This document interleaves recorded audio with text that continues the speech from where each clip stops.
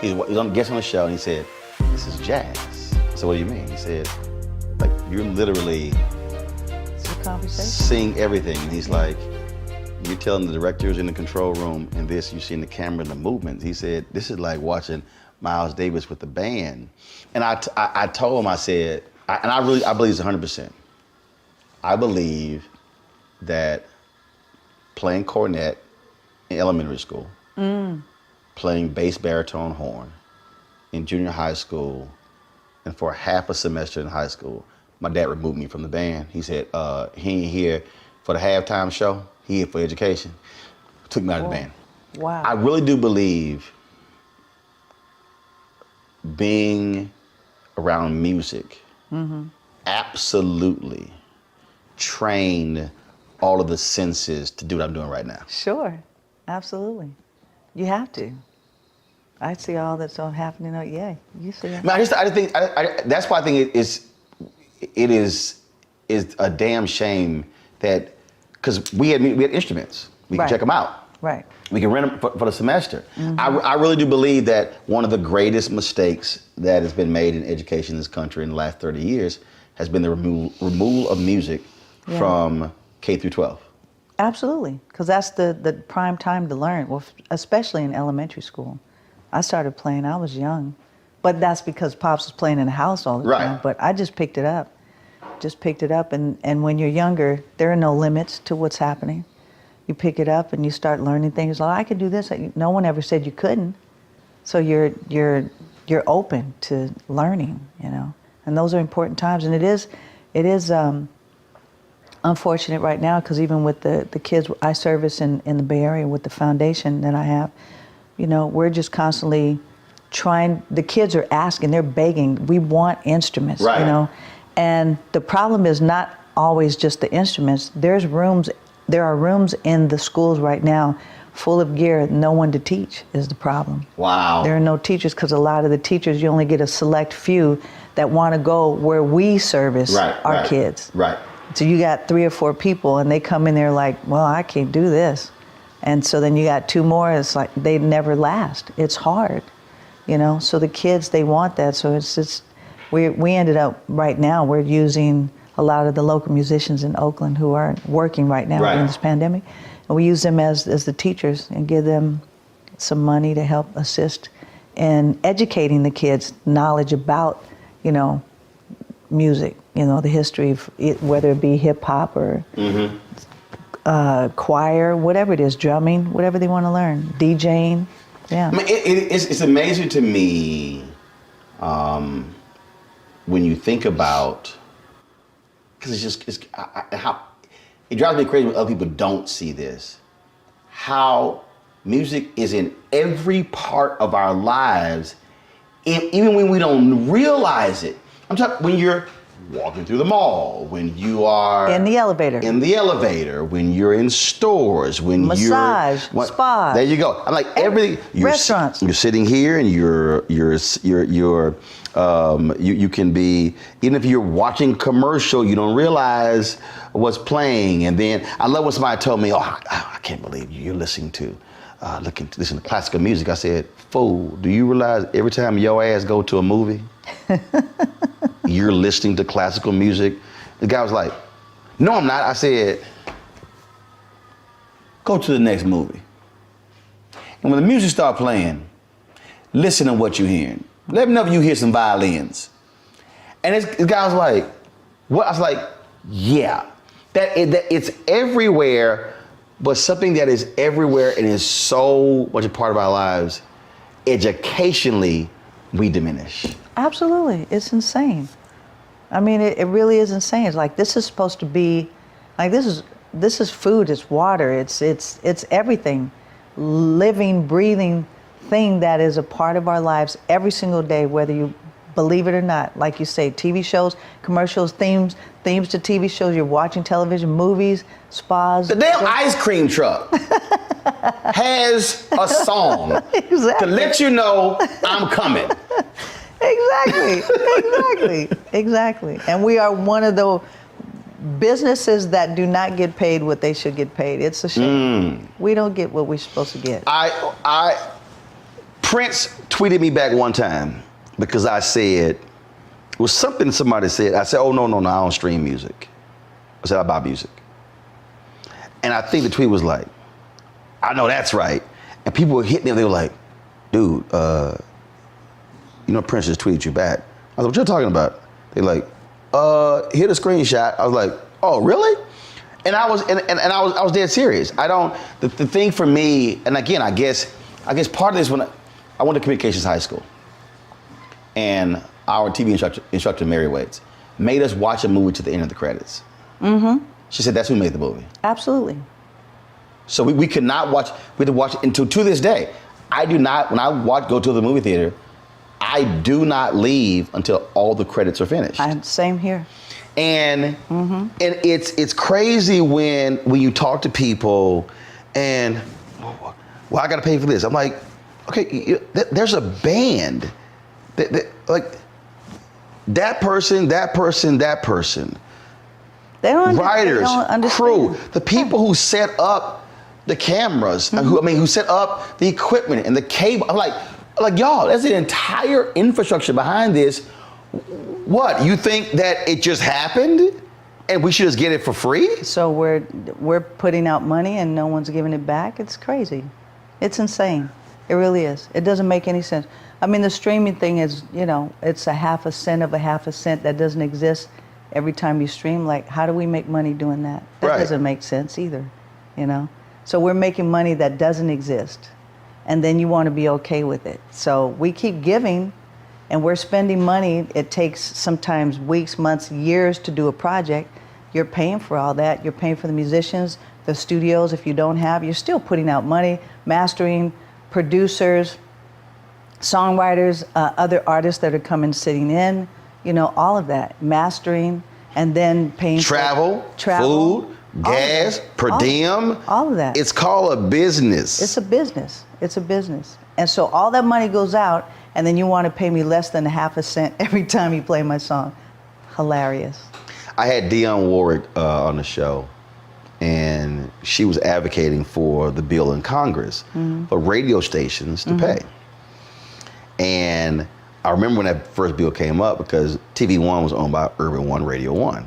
And Kathy Hughes, who was the founder of the company, had was going off against the bill, was highly critical. So Dionne Warwick says, yeah, that almost cost us our friendship. Because Dionne was like, as the singer, she said, I don't get paid for that. And she said, it's the publishing. She's like, okay, but I'm the one who was singing.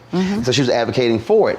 And it is just so interesting to me when we talk about artists. There's this whole notion of, I guess, we hear the actual artists who are sculptor, paint, and they go, ooh, the starving artist. I say, ain't nobody trying to starve. No, we're not. We're trying to make a living. This is our life. It's our business.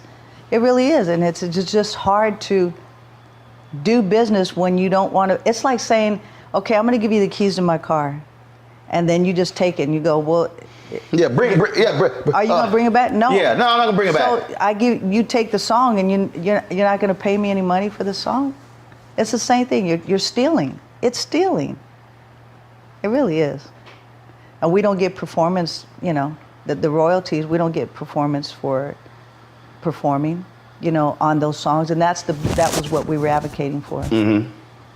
But all the people in Europe get that money, so you can get money from foreign, but you don't get it from United. I think it's only 2 or 3 countries that don't. It's us, Iran, and I don't know, Dubai, somewhere. There are 3 places that don't pay royalties on the performance, and we are one. Everyone else gets paid. Wow. Our system is crazy. We were on a panel on the Tom Joyner Morning Show, on the Tom Joyner Cruise. Yes. And it was a question that was asked, and we were talking about the business of the business. And I remember you said that after Purple Rain tour, you said you owed money, and you were like, man, things I wish I had known. Yeah. When you think back to how are you walking folks through to say, let me holler at you, let me hip you to the business of this business. The creative side is wonderful. The art is wonderful.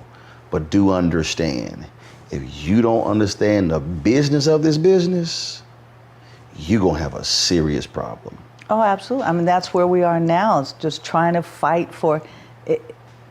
Right now, I say that it should be not the music business, the business of music. It should be the opposite, you know. The business should be taken care of first. So people ask me, you know, what do you do? I'm like, the business comes first.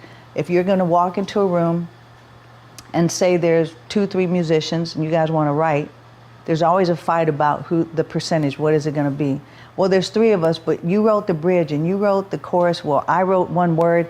Well, isn't it equal? No, because you wrote 1 word. Well, it depends on what you all agree when you get into the room. Right. So even if you take a piece of paper or your phone and you say, we're all agreeing to this on this date, blah, blah, blah, send it to each other, whatever, email it so it goes to, you know, because everyone's doing everything digitally. And what you don't say is, well, man, let's just get to work, we'll figure it out later. No. No, it's all good. We're all good. No. Because 100 times these people do this, 100% they come back and go, well, I'm suing you because I was in the room. Right.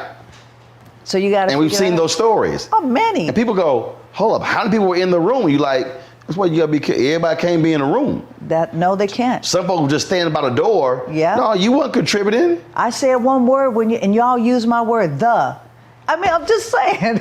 I'm saying, no, those kind of things happen. So the same thing happens when people come up to me, especially years ago, and I stopped taking tapes and different things from people. They would hand me a tape and go, I want you to hear my song. Nope. Or here's a CD. I was like, can't touch it. Nope. I can't. Because then they turn around. I don't even know where the doggone thing is. But next thing you know, my attorney's calling someone suing you because you used what? They own 3 words? Are you kidding me? It just happened to be in the song the same. No, right. You know, so I don't take anything from anyone anymore. You know, you learn those little things like that. Right. People are always, and it's a shame that they're always trying to get something, like, you know, hang out and try to, let me see what I can get. Instead of just, you know, being a good musician, being a good artist, a good producer. And putting the work in. And putting the work in. What's wrong with work? Right. It's like I can't work. I got to get it how I can get it. No, you got to put the work in.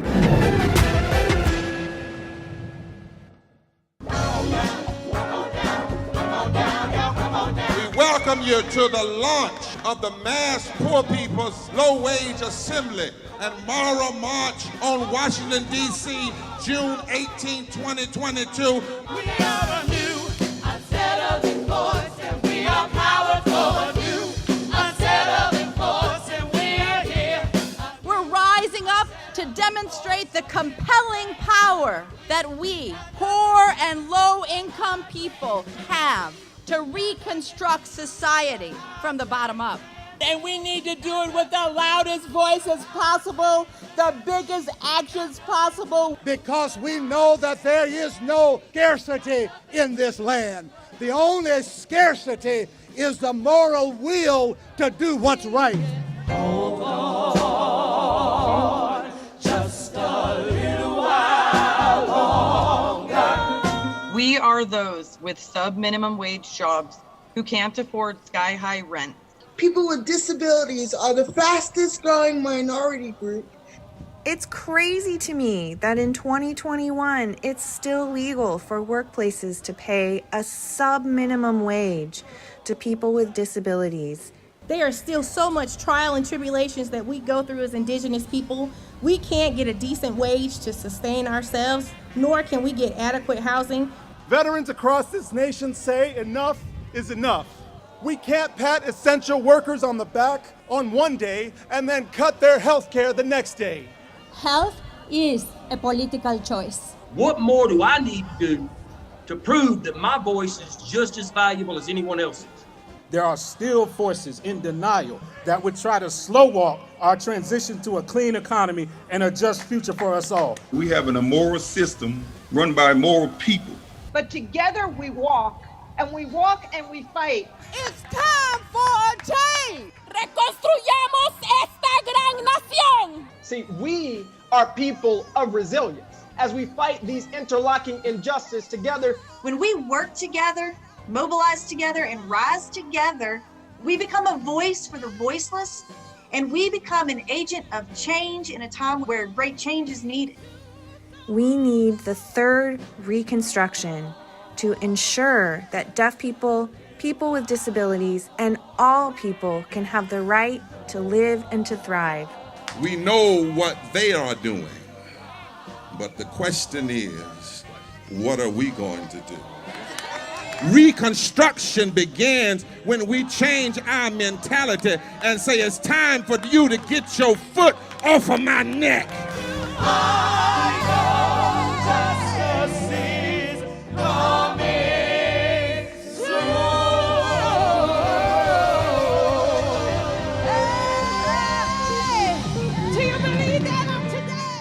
I'm Deborah Owens, America's Wealth Coach, and my new show, Get Wealthy, focuses on the things that your financial advisor and bank isn't telling you, but you absolutely need to know.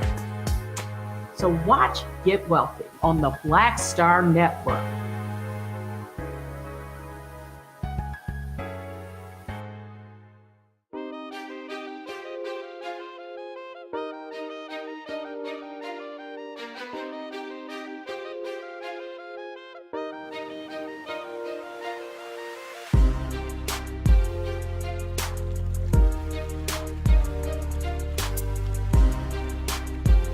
When I listen to the horror stories, when I talk to people, and they talk about, stuff they've gone through, and also I'm very, I'm so observant to this as well, because I've been in a lot of dressing rooms before show, after show, and like one of the things, and it's just sort of just how I think. It's just sort of like, so yesterday we're going through, and this is partly.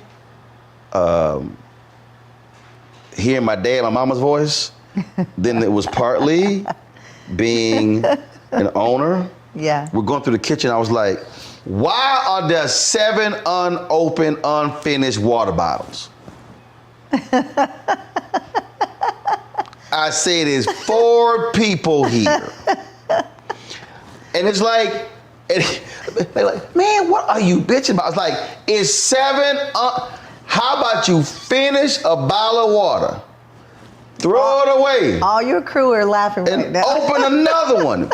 But again, though, what people understand is when you are a CEO, you're like, why we are buying 3 cases of water when we could have bought 2? It's just one of those things that it is so, like, I am like that with gear. I'm like that because, again, when it's, the company got it. Oh, right. The label got it. Exactly. And it's like, no. Yeah. And it's like, I am like, it is so crazy that how I think that way, but that's the reality of an owner. Absolutely. How you see certain things, you like, no, that costs that. Yeah, no, absolutely. All that adds up for real. Oh, the company's got it. Oh, y'all got it. They're going to take care of it. What was the story you said? So that's what they said to me. I kept saying, what do you need? What do you need during the tour? Because you said you were sending someone to go buy some fabric. In Paris. Whatever. I lost my mind. Go get me some fabric because I need some clothes made. So they're just, And they go, okay. Yeah, absolutely. Like Sheila sending me to Paris, absolutely. Okay, I'm going to go. They go and they come back with all this expensive stuff. Plane, hotel, per diem, food, even on top of the per diem, paying for everything, transportation, all of that stuff. And then all of the fabric and then coming back. And then I get all of these things made. And they kept saying, what else do you need? What do you want? We got you. We got you. We'll take care of it. Not a problem. Right. Don't worry about it. Not a problem. Don't worry about it.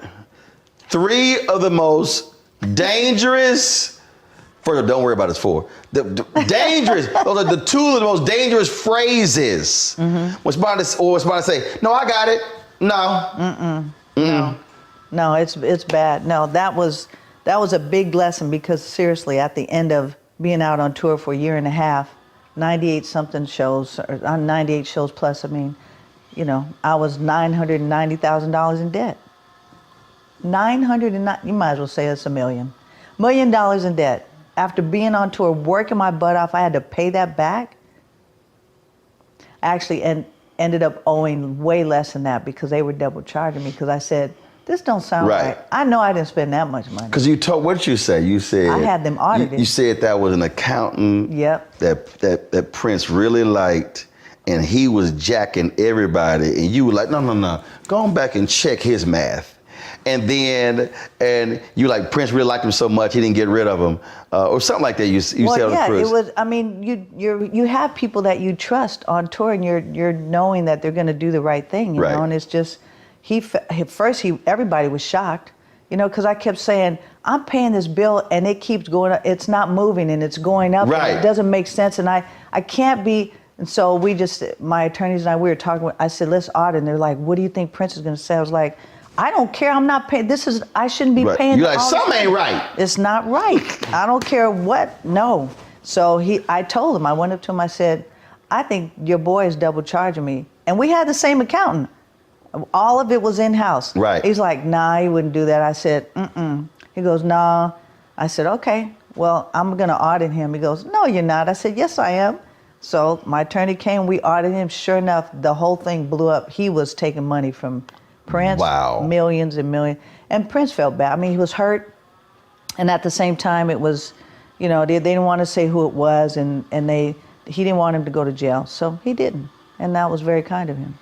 But you will give my money back.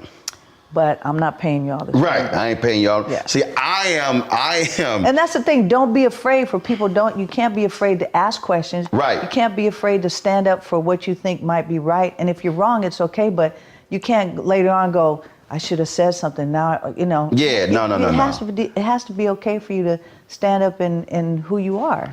I was. It was like I was reading Dane Cook. His half brother stole millions from him and was giving false statements and all kind of stuff. And his half brother and his half brother's wife, they were just ripping him off. And I was sitting there and I was like, okay, I don't understand how that happened. And I said, because somebody asked me, they said, well, you know, when you own a company, you're trusting people. I said, oh, no, let me be real clear with you. I said, I remember reading a book, one of the books on Motown. And when Berry Gordy went to his family to ask them to fund the latest vision, like his sister was like, hell no. His ass, he ain't responsible, he ain't shit, no. Because they had a whole family, how they would pool resources. Yeah. And then it's okay, we're gonna fund this here. And then she was like, oh, hell no. She was like adamant. And then like, and the mom and daddy were like, okay, we're gonna give him a shot. She was like, hell no.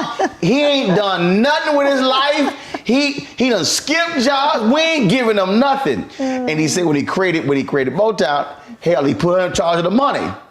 He was like, well, if she's that damn stingy, not giving me money, she gonna protect my money too. And she did. And so I told him, I said, so when I pull up the app right now, I got 6 accounts. My personal account, other 5. I don't even know what's in the personal account. My wife pay bills. That ain't what I do. Yeah. I know them other 5. Mm-hmm. And I'll open up and I'll be like, this is 1380, what is that? I don't recognize. I'll go through, they'll get a text message from me, and I'm like, why haven't I seen the P&L statement for the last 2 months? I need the P&L statement. No, don't send me that spreadsheet. I want the P&L statement. I want the detailed one. I don't want to see no categories. I want to see category number. I want to see what's under that category. They were like, Roland, I said, no. But that's what you have to do. I mean, I remember, and part of that lesson is, you know, taking charge of your own. It's your responsibility to do that. Regardless of who's working with you, you still have to watch them. You still have to watch them. Yeah. And I remember even family. Yeah, oh yeah. And Oprah saying, you know, I sign every check. And I'm like, that's a good idea. So I do. Ever since I heard her say that, I sign every check. I look at it. I know what my account says. Don't nobody approve invoices but me. Nope, can't, nothing. There's no check. I cussed out my niece. My dad, Sheila E, I'm not lying. My dad, she's the first niece and nephew. So you know how grandparents are. So my dad called me. He was like, son, can you not cuss? I said, no, hell no. I said, Dad, I said, first of all, Daddy, this is business. This ain't family. I said, she called somebody into the office to come work on a computer who I now have to pay. All her ass had to do was call the 800 number, they would have walked her through. I said, so, yeah, I cussed out. I said, look, this daddy, this business. He was like, okay, son. But I was like, no. I said, I need you to understand. And then I was kind of like, look, this impacts your retirement. So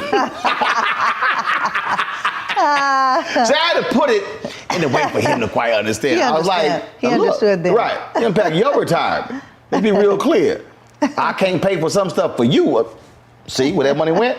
So I had to go ahead. I had to go ahead and do that. But I really do. I really do love talk when I'm talking to people who understand when you're trying to build something. Yeah. Too many folks are so focused on the creative without understanding that, that's actually what allows you to continue to be creative.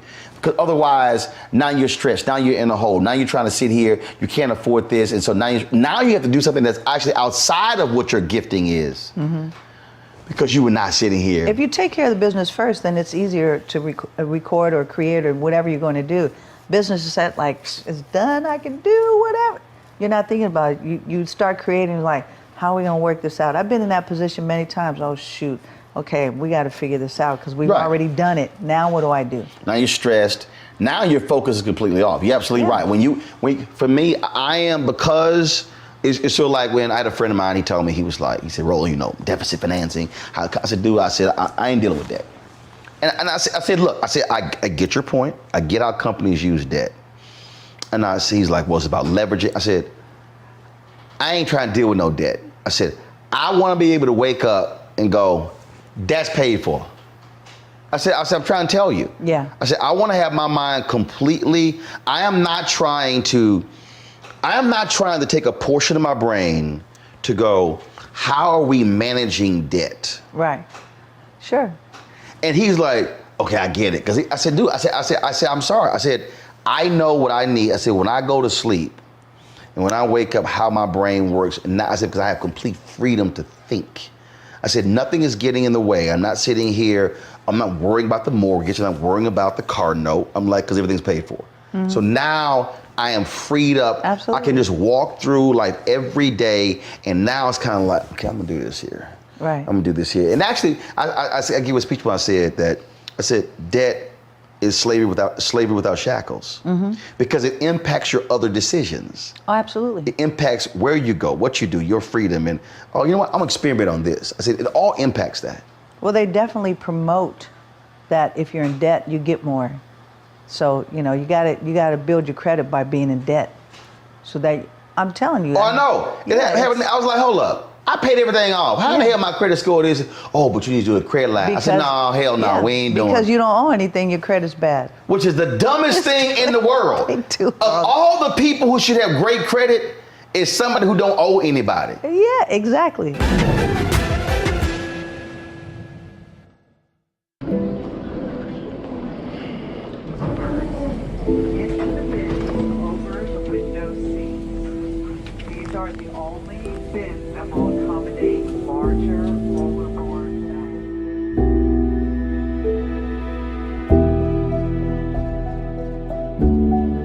Put 10 in here? 10, and you don't come out till you die. And you eat him, you eat 10. Oh my God.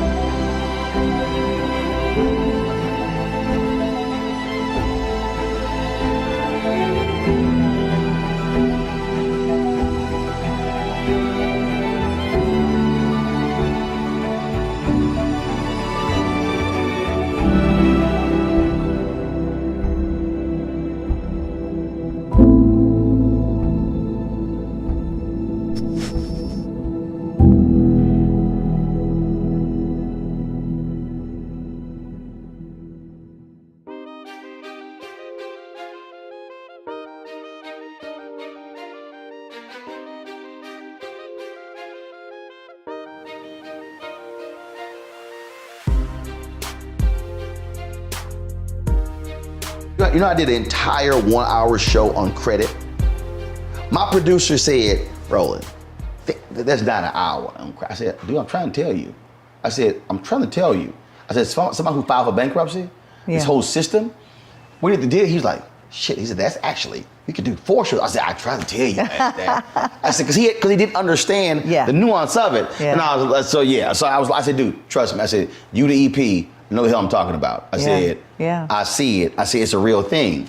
It's amazing we have these conversations. What is your musical process? I love talking to artists and athletes in your process. Walk me through when you are conceiving music, when you are thinking of a show. How do you do it? John Legend says when he writes, he lets you do like a professional. He goes in, he sits down, sit them for hours, like an 8 to 5 sort of thing. Will Downing was like, yo, I was making love to this woman, it was amazing. He said, something hit me, I got up, and I wrote this song. And I talked, so different people, so what is your process? It's always different. It's never the same. It's never the same, which I think is good, because I can be driving in the car and think of an idea, and the crazy thing, so because I'm a drummer, percussionist, if I turn the blinker on, I'm playing beats in my head, and I was like, oh wait, I got something. Oh wait, hold on. So then what do you do? So then you take your phone and you use the record thing right there and just put down the ideas. You just keep putting ideas down. Right. Lyrically, if now I can speak into my phone and put the idea. Everything's in my notes. But yeah, before I used to take a tape recorder and I'd have it next to my bed and pencil and paper, because sometimes I'd wake up with just an idea, and sometimes you can't go to sleep if you don't write it down. Oh. And then, so you have those moments, but it's always different. Like if I'm writing a song or thinking of an idea, like what direction I want to write, I sometimes listen to other artists that would influence me, like to see how they're doing it and how would I do it differently, or incorporate what I've already learned and make it a little bit different. But it's not always me always thinking about drums. I come up with melody, I'll come up with a line or a story that I hear someone saying. I was like, oh, I'm gonna flip that story. That's a song right there. And everyone's so used to hearing me say it, someone's doing something, there's a song, there's a song, there's a song right there. Constantly, sound check. My guy's up front of the house, he's always pressing record. We record every sound check because those songs happen. And when we do it like all that, spontaneous. Everybody gets paid because we're all in it together. So whoever's on stage, and even if you didn't do anything, you're on the stage, that's my agreement with everyone. If we're coming in to write, and again, that's just my agreement. Right. It doesn't matter if there's 5 of us, we're all gonna get paid. We're all a part of coming up with the ideas. I love collaborating, so a lot of the times it might not even be, I might not even start the idea. It might be someone else bringing an idea to me. I co-wrote a song with Joss Stone one time, and she's incredible, and it was for my family's record, the E family, and she sang a melody on the phone and sent it to me, and then we wrote the song. When she came in, she heard the song for the first time. She didn't even know. She had never heard it, and then she came and she's like, oh, I love this, just from the melody that she wrote, and then she sang all the background vocals and sang the lead, and it was done. I mean, there's so many different ways to write now, so my process is always different. It's always different.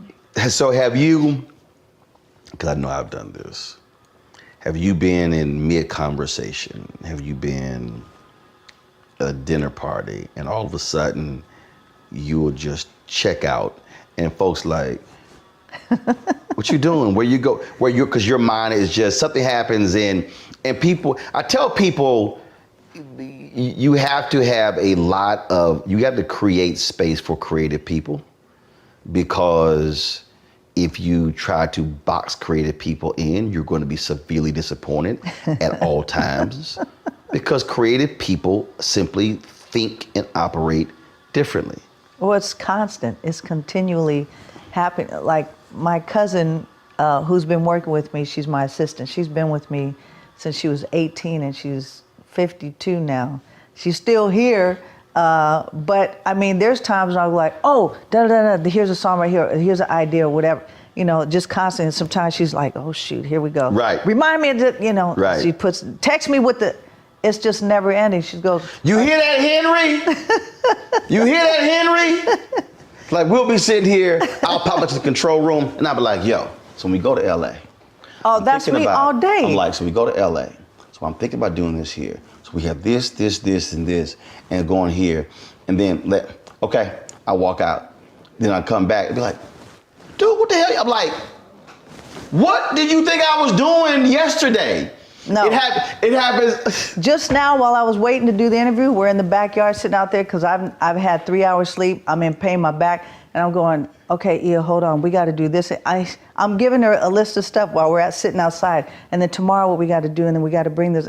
It's just nonstop. It's just like this. She goes, okay, right, you know, because it's just I'm thinking of things right now. This is my rest time, but I'm thinking of things that need to happen because if I don't tell somebody, if you don't do it right then, I'm gonna forget. You forget, and then now you're mad. The thing when you mention the sleep part, I can't even tell you how many times I'm tossing. My wife like, you okay? I'm like, don't, because my brain is firing. Yeah. And most of I was like, look, this is bullshit. I'm not, just get the hell up and go downstairs. And it might be the next 4 hours, 5, 9, 7 a.m. Okay, I sleep till 1. My show's at 6. Because, and I don't think people don't get it.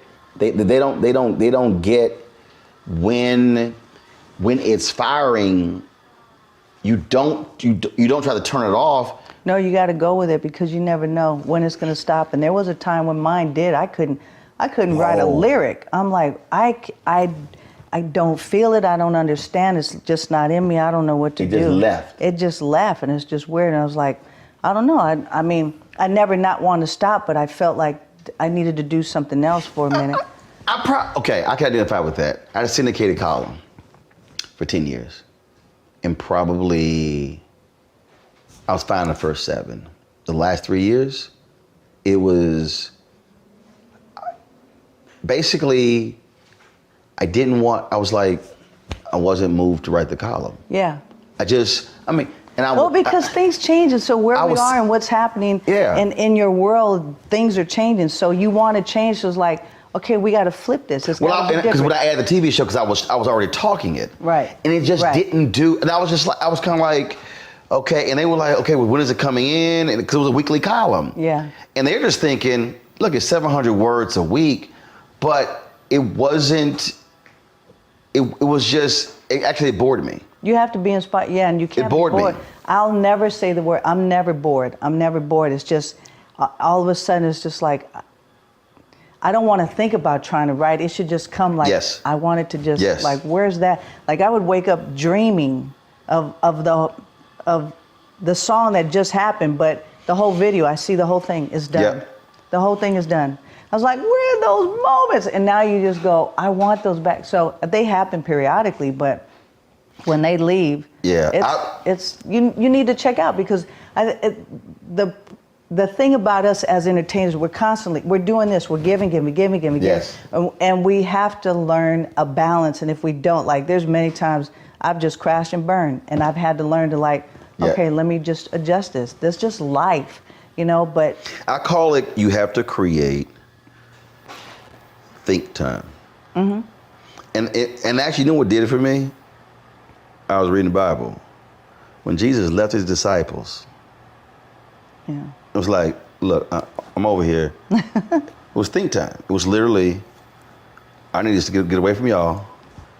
And it's the same thing. My wife will say to me, not now, I've been playing golf like crazy. But there have been many times she said, when last time you played golf? She's like, you need to go play golf. Absolutely, yeah. Because you're seeing working, and needing that. And that's like when I lived in DC, when I first moved to DC, I lived at Little Foxhall in South DC. I hated it because I had no decompression time. Mm-hmm. Because I lived in the city, and so when I got home, I never felt like I was decompressed. Yeah. So I moved out to Northern Virginia. I'm literally 45, 48 minutes away. From Houston, that's no big deal. Mm-hmm. Hell, that's down the street. Mm-hmm. Okay, that's going to the mall. And what I love about it is I could spend the first 25, 30 minutes dealing with phone calls. Mm-hmm. People call, knock them out. Okay, this. And the final 20 minutes, I could put music on. Mm-hmm. And now it's my think time. Mm-hmm. Now it's because for me, it's like reporting. Whenever I was on deadline, I would always put music on. And they would always go, why are you putting music on? I said, because reporting is rhythm. I said, great writing is rhythm. You read a book and it's flowing. I said, that's rhythm. I said, writing has a rhythm to it. I said, so that's why I would listen to music to write, to put me in the rhythm. Sure. I said, so if I'm writing something and I read it back and it just disjointed. I said, it's just, I said, it needs to flow. I said, it needs to be, how you move, how you dance. Yeah, it's like writing a song. And when I'm writing a column or I'm writing a story, this is literally me writing. Yeah, that's awesome. And so you sit, and so you just like flowing, then it's flowing. That's flowing, absolutely. Then it's flowing. Then boom, you at the end, and then you go back and read it, and that's how you. Yeah. I read this. They're like, "What are you doing?" I said, "I'm trying to tell y'all." Yeah. I said, "Writing is rhythm." It is. It's the same thing. It is. That's dope. And it's speaking the same way. Yeah. Like I visualize all my speeches. I don't write speeches. Wow. You just tell me how much. If they say, "Roland, you got 30 minutes," that's fine. If they say you got 15 minutes, that's fine. They'll come back to me. I remember I was on CNN, Lou Dobb. They came back and they said, okay, we got a minute coming back from break. I said, cool. They came back and said, oh, sorry, we got 45 seconds. And they came back and they said, no, you got 25 seconds. I said, I'm good. I said, I'm good. I said, all I need is 18. I love it. He went, what? I said, I just need 18. And we came back, hit it, and we get into the elevator. He was like, 18 seconds. I said, no, his EP went, no, we timed in the control room. He spoke for 18 seconds. I said, oh, so you thought I was joking? So that's why, again, that time thing, it's just like, oh no, just too much time I got. Yeah. And I just, so he just does it. And I'm telling you, I don't know how it happened. I don't. It's just, when you talk about gifting, it's just certain things. Yeah, absolutely. I just don't. I'll literally sit there and I haven't even decided where I'm going. It'll just be like, that's it? You want me to do 30? I got it. And I'll be sitting there. I don't write anything down. I don't even write the name of the title. That's I will crazy. walk up to that microphone and I'll say, old school church, I will tag my text. So I will name my speech and then we just go. Wow. We just go. That's awesome. That's a gift. Pull up a chair, take your seat. The Black Tape with me, Dr. Greg Carr, here on the Black Star Network. Every week, we'll take a deeper dive into the world we're living in. Join the conversation only on the Black Star Network.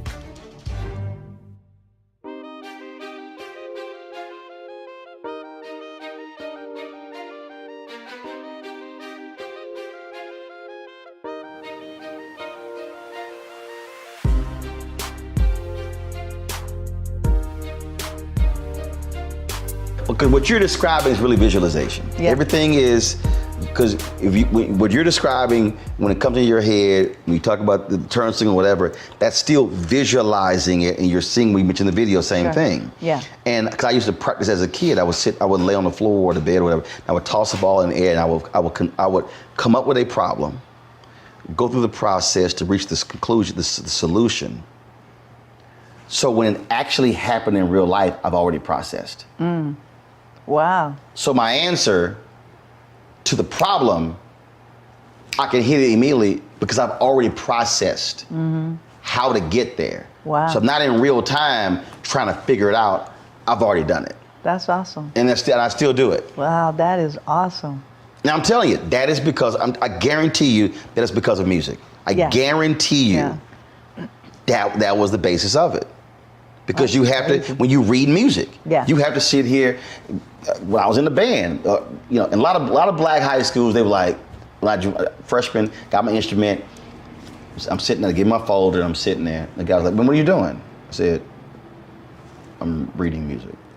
They were like, "No, man, we play." I said, "No, I read music before I play. I'm going through this entire music and reading everything. I said, that's how I was trained. Right, right. I said, because you better know what the hell you playing first. And it was the craziest thing. They thought I was like nuts. I said, no. I said, no, That's I got dope. to visualize that whole deal. Yeah, that's dope. Got to visualize it. What still brings you joy in what you do? What still? Like, that's a loaded question. I mean, because there's so many elements that still brings me joy. But in it, but what? What? Like sometimes for me, it'll be if I'm shooting how I shot a certain look. It just be, and I'll just be, people like, what? I'm like, I really like how I shot that. And it's just one of them things. Yeah, no, I got you. I mean, for me, I always tell everyone there's only one job that I have. I've never worked a day in my life, ever. Well, I take that back. It was one day for a friend. Even though I didn't get paid, I'd said I'd helped him to help sell clothes in his clothing store for one day during Christmas. And that was the only, I didn't even know how to work a cash register. But the only job that I have, and I've had since I realized that this would be my job, would be to bless one person every single day. And that's the only job I've ever had. So in that brings me joy. So when whatever I'm doing, if I can absolutely touch one person's life every single day, then I know I've done my job. That brings me joy. And if I hadn't done it, like the end of the days comes, like I keep thinking, well, what did I do today? Did I do the right thing? Did I do, it's just, that brings me joy. Or doing something that makes me feel good that I did something, and that's what's hard, even in the days when you don't feel great, even more so a time to bless somebody. I love asking this question because the experience is amazing. How would you define, or how does it feel when you get that black love? When people, can be anywhere, when they see you and just what they say and how they, security guard, a barber, or does not matter, just what that, because I don't think people really, those who don't experience it really don't know how amazing it is. It is. It is everything, because it's everything that I put into when I perform, from my head to my toe, to every single organ in my body. It's everything. And it's to the point where I can't give anymore. And that then, because I don't think about it, I just do it. That's what I feel. You empty your vessel. Completely. And then this happens. And then when I realize, after not knowing, all of a sudden you just go, wait, what just happened? And then it comes back, and then you're just like, ah! It's that. It is overwhelming emotionally. Like, it gets me every single time. Every time. And even more so now that I'm older, because you just kind of it's crazy that I'm still playing the way that I do at the age that I am, and I'm thinking that you be going 20. You be like, I be like, you were there. She ain't slowing down. You just No, I'm. You go to another thing. Oh yeah, no. But see, that's the thing though. I love what I do, and when that happens, it's like to give in that way unconditionally. It's not for me. I'm giving it to you. This is what this was given to me to give, to serve. So when I give that, like you say, you empty. Man, what comes back, and you just, then that makes me do even more. And I'm like, I'm still pushing. I'm out of breath. I can't. What? It doesn't even matter. You're seeing me going, all right, right now, y'all, I can't breathe, but it's okay. All right, it's all right. Hold on, just give me 2 seconds. I mean, I had a woman stop me. She said, you took all these pictures, you're speaking to people, whatever. And I told her, I said, I come into famous people every day. I said, just a byproduct of what I do. I said, but there are people, you go places in this place. I said, they don't meet folk like me every day. I said, and that photo means something. Speaking to them means something. Walking over and playing with a child means something. And I said, that's a part of it. I said, and then when you give that, I mean, you are bringing joy. Yeah. And I said, because they cannot buy tickets. I said, when I walk into a room and 500 tickets have been sold and y'all tell me we have to add extra tables, I said, it's showtime. Right. I said, it's go time. Yeah. And it's under, I had this one woman, I was speaking somewhere in Virginia, and she came and she says, oh, I'm so excited. She says, because they had me singing this song after you. I said, you don't want to do that. I did. I was like, I said, you don't want to do that. I said, Yeah. you need to sing that song before I speak. She's like, no, we're fine. I said, no. You need to do that song before I speak. Yeah. I said, I ain't trying to be arrogant or cocky about it. I said, but I'm letting you know. When I get done with this speech, this room gonna empty out. I said, so you don't want to sing to an empty room. I said, because you don't want to follow me with that song. And I said, and so she was like, okay. So when I got finished done, she's like, oh, I'm so glad I listened to you, shit, because man, but because I said, you have to understand, I know what I'm about to do when I hit that podium. I said, you don't want to come behind that. I said, and that, because that's giving. Which is a preacher once told me, he said, the most vulnerable point of being a preacher is after the sermon. That's why a lot of preachers have their armor bearers who are there with them, who's coming up to them. Right. Because he said, because they have emptied themselves, and it is actually the most vulnerable part. Absolutely. Time. For somebody to absolutely get in. And experience anything happen when concerts are over. Yeah. Well, there are a lot of artists who they take a lot of time after the concert to greet people. Because they have to, and it's just a different thing. It's hard. It's hard. It's hard because you just gave everything, and then you've got to keep giving another. You're still on. You're still on, and you're like, sometimes I just can't do Right. it. And now with the pandemic, it's like we're not trying to do meet and greet right now anyway. Right. But it's challenging, because then when you say, I'm sorry, I can't, what I ended up doing when we sell merch and people are standing in line buying, and you feel bad, you see this long line, you're like, I got to leave, and I'm not going to be able to sign, because I said I'm going to sign everybody. Right. So what I end up doing, instead of waiting for them to come to the table because they want to tell their stories and do that, it starts to get long, and then, well, can we take a picture? And then the picture taking gets even longer. Then people are like, I don't know if I want to buy this, and this is taking a long time. And those fans do stay. So I've made it a point now to not really, if I'm going to do pictures, it'll be a separate line just for pictures. Right. But if I'm going to sign the merch and stuff like that, instead of coming to the table, I go down the line. I can go down faster. There you go. Yeah. I go down the line, and that's faster, and everyone gets it signed before. By the time that saves 30, 40 minutes. Oh, like I do selfies. Yeah. 2 lines, here. And it's like, do this one, you step in. Now I'm literally, give me the phone. Click. Exactly. Click. Oh my click, God. Some click, people are like, wait, click. I'm so sorry. No. We don't even, there ain't no phone I haven't used. I've actually changed folks' setting. I'm like, hell no, we're taking your timer off. I'm like, I'm not waiting this damn 10 seconds. We try to use the photographer there, and they can get their picture. No. The selfie thing. They want, no. I have snatched, Sheila, I have snatched phones.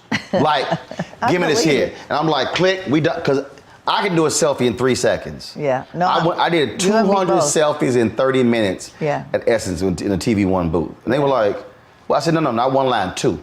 Yeah. I said, we're going to be in and out. We're going to be in and out. We're going to get them in and out. I said, we ain't here all day. We said, we got to go. Yeah, that's true. Got the roll. And you still made everybody happy, see? Oh, yeah, everybody got their photo. Yeah. I said, we ain't going to be here in an hour. Yeah. And the only problem is when women go, no, take it long way so I can, see, now you can't do a selfie. No, I want to get the whole outfit. I'm like, hey, look. No, I was at the AKA convention. They all wanted, I said, Baby, do you see this line? Is 90 of your sorrows in line? I don't care. I'm like, hey, I am not taking long way photos, okay? I'm like, we ain't doing it. I said, it's gonna take too long. It's selfies. Give me the phone. Just hand it. Oh no, we ain't doing it. I believe it. I believe it. I was like, we ain't trying to do that. Try to do that. It's time to be smart.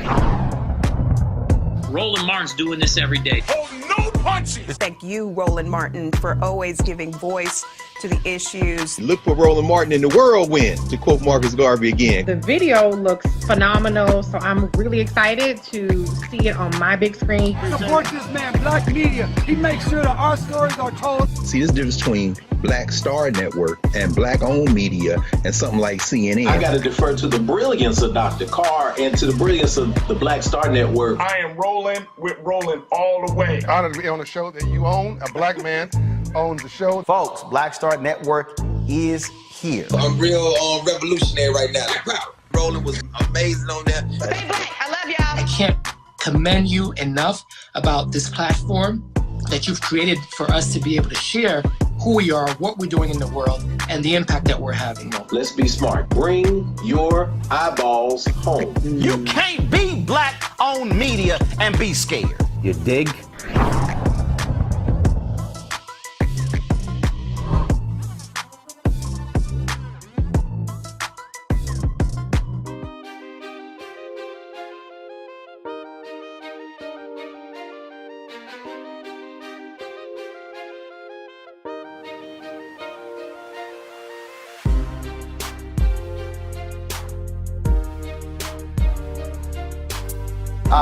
I talked to Damaris Lewis, and she talked, and I asked her, I told her, I said, out of all the folks, celebrities who passed away, I said, I was most affected by Prince. And I told her, I said, I'm not sure if it's because met him a couple times, knew how he felt about my work. But I said it really was, I think, the music was differently and deeper in a way. What do you think?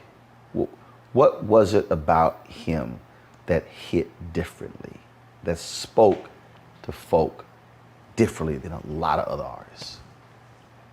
I think, he brought his own sound. So when you have an artist that creates his own sound, like Earth, Wind & Fire, Stevie, they come in, the Beatles, they create their own sound, and there wasn't, he kept reinventing himself. He wasn't afraid to change instrumentations or not use drums or not use bass or use the Lynn machine or use real drums or use, pots and pans. It didn't matter. It's just like he wasn't afraid to, the sound was different every time he did an album, completely different, And the things that he wrote about, it was things that he felt he needed to speak about. So a lot of honesty, whether he would admit to it or not, there was a lot of honesty and a lot of things that were real to him. And when he gave, I think for me, he is my number one favorite guitar player in the world. He was. Oh, he killed that thing. He played with, and especially, I loved times me playing drums with him, he and I playing together. When I played drums, it was a whole nother thing. And I just think that he reached people in a way as an artist that he reached you because he was, again, honest in a way that he said it a million times, but he wasn't trying to write the next Purple Rain. That was already what it was. Right. So let me move on to something else. Right. I'm not gonna, I can write those, I can write that. That was that one time thing, Right. but it's never gonna happen again. So why would I write that again? Then it's not special anymore. Before he passed, this is about 5 or 6 years before he passed, I went through this crazy Prince phase. I bought a bunch of his stuff. And I was listening to stuff that people didn't like. Chaos and Disorder or whatever. Oh, Chaos and I was going through all these albums and I was like, do y'all know what y'all are missing? Because it wasn't the airplay. It wasn't, okay, it wasn't the pop. And I was like, I was like, no, y'all didn't understand. Yeah. I'm like, this song and this song and this song. And people go like, dude, what are you talking about? Like, man, I ain't buy that. I said, I'm telling y'all. Yeah. I said, and There I was just going so through much. Crystal Ball and Emancipation. I was like, Yeah. no. I said, I'm Those telling. songs, It was oh my crazy. God. It was so. George Lopez said, he said, Rolla, I hate. He said, I know how you feel about music. He said, I hate that you and Prince never got to. He said, I hate that y'all never got to talk about music. He said, because I know, because he saw me describing all these different songs, and I said again, being in the band, I said, there was brilliance in there, but for the public, oh, that wasn't a hit. I'm like, no, that was banging. Yeah. No, he wasn't, and that's the thing, he wasn't writing for radio. He was just writing. You know, he constantly writing, always writing. And I think that's why he reached people, because it was always different. He was always telling a story about something you can act, and again, in a way that you can actually visualize what he was talking about, you know. The most important thing you learned from him?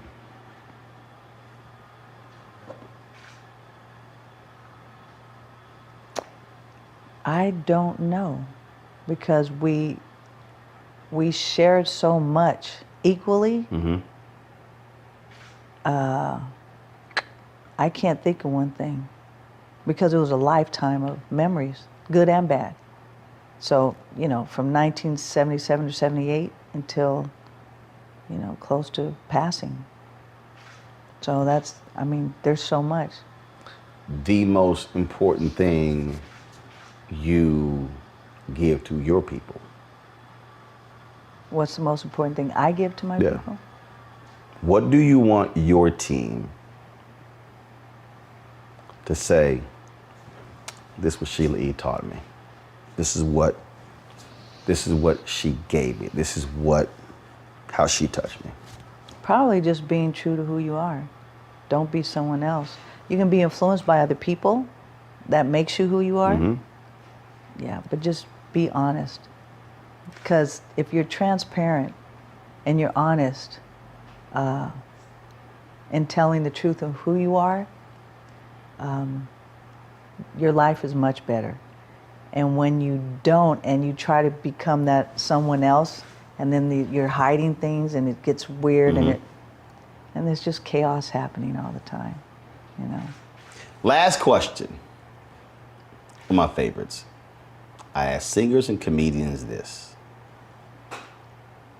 Who have you, solo, group, when y'all perform, and it was like, oh, it's gonna be on tonight. We're gonna bring that heat to your behind. Where it could be, again, someone you're on the same bill, but